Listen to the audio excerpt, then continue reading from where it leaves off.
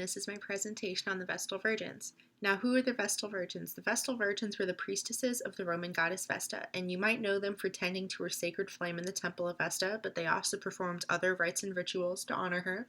They were chosen by the Pontifex Maximus when they were 6 to 10 years old. They originally all came from noble families. This is later changed, and they were obligated to serve for 30 years minimum. As their title implies, they were required to remain a virgin throughout their time as a Vestal. They were believed to have begun in 7th century BCE, and they were banned by Theodosius when he came into power. They were in training as students for the first 10 years, and they were teachers for the last 10 years of them being a Vestal. The first of them was Rhea Silvia, who was Remus and Romulus's mother. She was forced to become a Vestal by her uncle, and she was allegedly impregnated by the god Mars himself, which led to Remus and Romulus in the beginning of Rome. The flame was considered sacred. All fire was considered sacred back then. It brought warmth, it brought comfort. Which is why it represented the god Vesta. It was to remain burning at all times to represent the eternal power of Rome, and it was supposed to burn in the hearth of all Roman homes as well. This is one of the theories as to why they were virgins, was to match the fire, among other things, as you can see. What did they look like? In this picture, you can see a Vestal. The band on her head is called the infulla.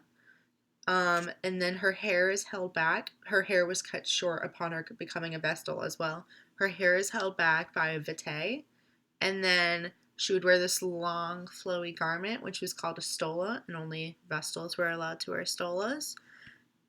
They were supposed to look bridely, but they were not completely like brides, if that makes sense. There was the key differences.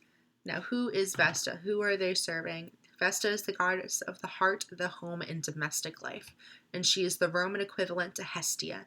She was simultaneously the oldest and the youngest. She was the first to be born and the last to be regurgitated by Kronos. And she is rarely depicted as a human. She's most commonly depicted as her sacred flame in the temple. Now, to be a Vestal Virgin, there was requirements. You had to be of required age, which is around 6 to 10 years old, definitely before 10 years old, and you had to be free of all mental and physical defects.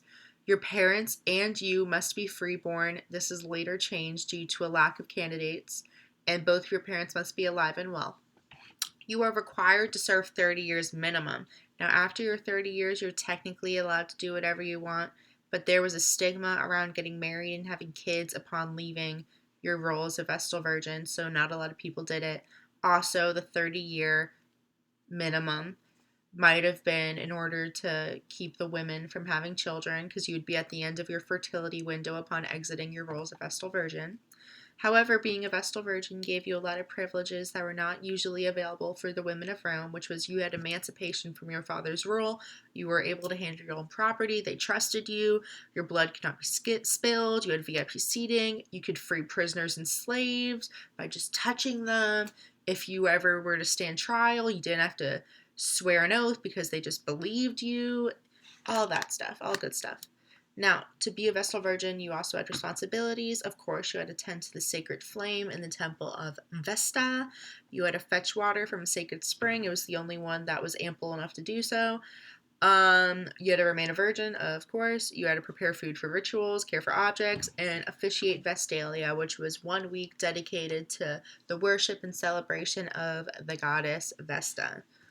Now, if you neglected your duties, there would be punishments. If you just simply forgot to do something one day, you'd probably be beaten, but they would make sure not to spill your blood because that's a rule.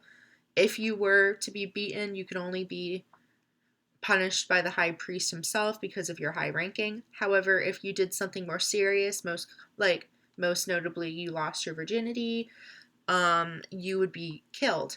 And a way to get around this without spilling blood and without burying you within the Roman city limits was you would be buried with a portion of food, some water, enough to where it could be considered a room and not a tomb. Now, the end of the Vestal Virgins. The Vestal Virgins were disbanded and ended when Emperor Theodosius came into power. He ordered for the flame to be extinguished around when he came into power. Now, their legacy. Why are they important? Although they lived under a vow of chastity in a patriarchal society, they were the ideal way women had rights. They had the most rights out of any women in Roman society. They got freedom from their father's rule. They could own their own property, stuff like that.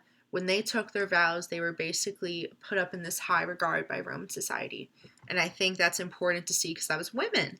That was women, and women didn't have a lot of rights back then. So, overall, that's why the Vestal Virgins were important to Roman society. My name is Chrissy Fulton. These are the sources I used to make this presentation happen. Thank you. Have a nice day.